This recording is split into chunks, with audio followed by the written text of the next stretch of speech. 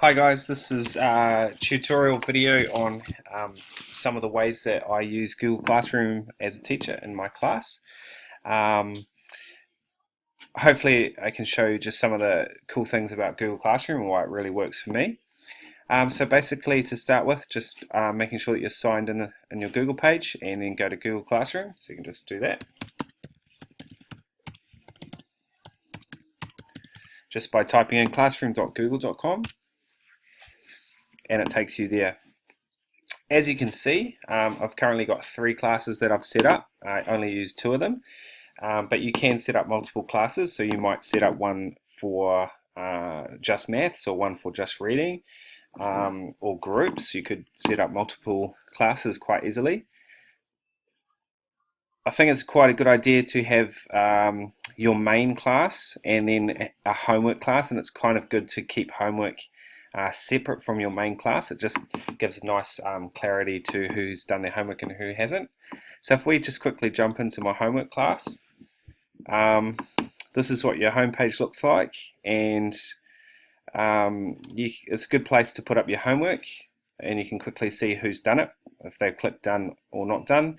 It's also a good place to put extension activities for your fast finishers or your kids that need extending.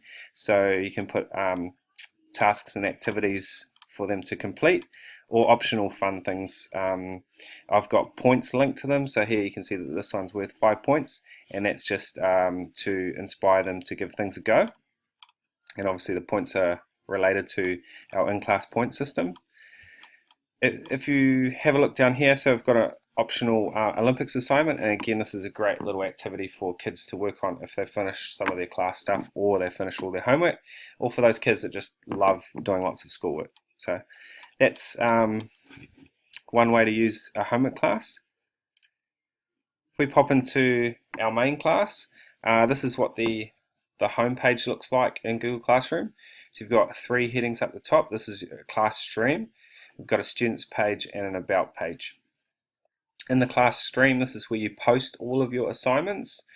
I find Google Classroom is perfect for classroom accountability. So obviously seeing if kids have done their work or not. So you can see that with this task here, 18 students have completed it, and 43 students have still not finished their working on it. It's great for workflow. It works seamlessly with Google Docs, and it's also really good for providing grades and feedback to your students before, during, and after activities. So if we click into this particular assignment here, you can see that these students here have completed it. This student here has attached it, and these students here haven't attached anything. And this list is a list of students here that haven't completed their work. I can give them feedback all at once, so I can give them the same grade and the same feedback, or I can give individualized feedback. Up the top here, I can change this to be graded. Google Classroom grades everything out of 100. If it's something that needs to be marked by the teacher, I would recommend giving it a grade out of 5, as that works quite well with the New Zealand curriculum at the above, well above, below, well below, and a 0 for not attached or not handed in. But you can make it ungraded if it's not an important assignment that has to be marked. You can use it for announcements, so you can just announce communication, things that your kids need to know as well, so it's a bit of a feed, but you don't want to be using it all the time, because otherwise the list can get quite long and they have to scroll down quite a way. Over here you can ask Google Classroom to show you deleted items, so that will show you if any students have made comments on something and then gone and deleted it. So it's a good thing to know about. Up here you can see all the drafts. So these are different assignments that we've started working on, but they're not ready to post to the students because we don't want them doing it, or we haven't taught them yet, or we just don't want them seeing it because it's not quite finished. So you can actually just save it as a draft and then push it out to your students when you're ready. Just going to the About page. The way I like to use this is for classroom resources. So looking at our page, you can invite teachers. Okay, so you can invite in APs or curriculum leaders, etc. into your Google Classroom, and then they can see everything. You can post all your classroom resources, so the kids can actually click on this and they can go into see this Google Drive full of photos throughout the year of our class. I've posted an incident form here using Google Forms, so students, if they were involved in some sort of incident that was quite big and needed investigating or further time, they can fill out the form and the who, what, when, why, etc. And you can go and have a look at it when you're ready. So just scrolling down, we've got videos. So I use these videos at the start of the year for students to refer to the different apps and websites that we're using. Classroom resources, so on here you can post up your groups that you've got in the class, your monitors. I've got things like the bystanders code and the school policies for students to refer to throughout the year. We've got our reward system, our timetables, all that sort of stuff that stays permanent throughout a term or throughout a year. It's a good place to post all your website links, so you can see these are all the different websites and apps that we're using, so you can point students in this direction. And then underneath that we have our free time apps and websites. So we basically run a games-free classroom, so if students have finished all of their work completely, there's a number of awesome educational websites and apps that they can actually go on and spend more time exploring and having a bit of fun at the same time. So back to the stream, I'm going to show you how to post assignments. So you just click on the plus here and you've got different options. So reusing a post, this is good if you have something that you do every week and you don't want to be typing it up again and again. So just by clicking on which class you want to select it from, and we do current events every week, so I could select that one and click on reuse. And it brings up all the instructions that I normally have, so I don't have to rewrite them. I can put in a new due date and I can add any other links and things that I need to. And if I'm ready for that, I can press assign, push it out to the students straight away, or I can save it as a draft. I'm just going to bin that. You can create announcements, so that's just you communicating to your kids.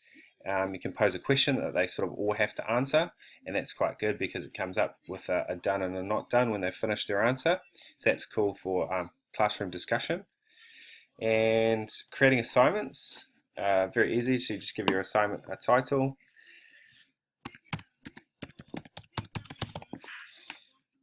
Your instructions. You can set your due date. You can have a due date or not. You can add links from your computer, from YouTube, from all over the net, or from your drive. And one really cool feature that I love about Google Classroom is the speed that you can push stuff out to students. So by selecting something from your drive, let's say we're doing some writing, and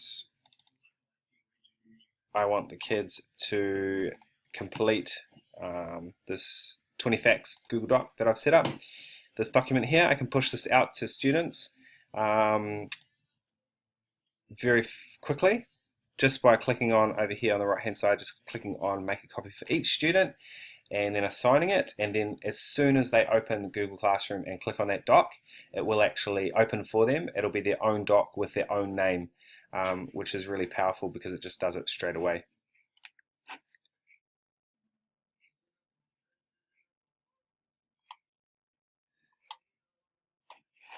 Just a couple of other things. If you go into your Google Drive,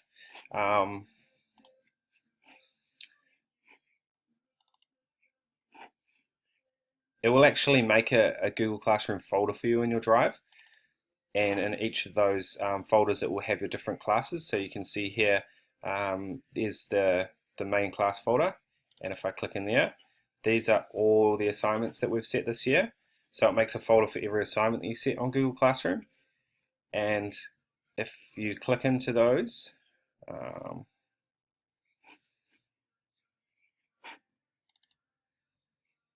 it has a copy of every student's work that they did for that assignment.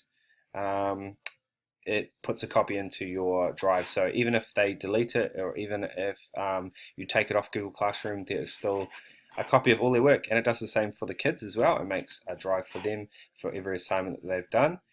so they can never lose their work and they can always find it and show everybody their work, which is really cool. So there's a few things about Google Classroom and why it works in our class. So I hope you got something out of the video, and thank you for watching.